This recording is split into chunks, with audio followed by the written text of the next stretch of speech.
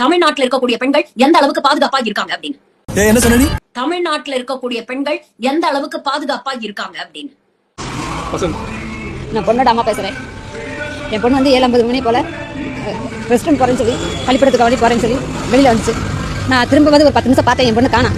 ஐயோ எங்க பொண்ணு எங்க வெளியில போன ஆளை காணா அப்படின்னு எங்க வீட்டை சுற்றி தான் நான் பார்த்தேன். எனக்கு வீட்டு பின்னாடி எல்லாமே போய் பார்த்துட்டு வந்துட்டு அப்புறம் இங்கே இல்லைங்க, நான் ரோடு ஏறி போய் பார்த்தேன்.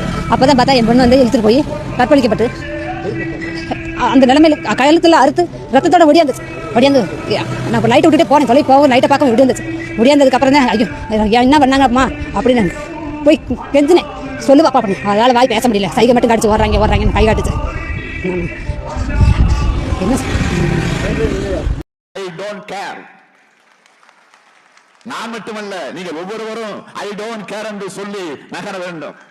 இங்க சில அரசியல் தற்கொலைகள் தமிழ்நாட்டுல பெண்களுக்கு பாதுகாப்பே இல்லைன்னு சொல்லிட்டு இருக்கு. ஆனா தமிழ்நாடு பெண்களுடைய பாதுகாப்பு மட்டும் இல்ல, பெண்களுடைய மேம்பாட்டுக்காகவும் எவ்வளவு தூரம் உழைக்குது அப்படிங்கறத விவரிக்கும் வகையில் இந்த காணொலியை வட இந்தியாவை சேர்ந்த ஒருத்தர் வெளியிட்டிருக்கிறார். இது சமூக வலைதளங்கள்ல இப்ப வைரல் ஆயிட்டு இருக்கு. நீங்களும் பார்த்து உண்மை என்ன அப்படிங்கறத தெரிஞ்சுக்கங்க. பாதுகாப்பு இல்லாமதான் இங்க உட்காந்து இவ்வளவு தைரியமா நம்ம பேசிட்டு இருக்கோமா?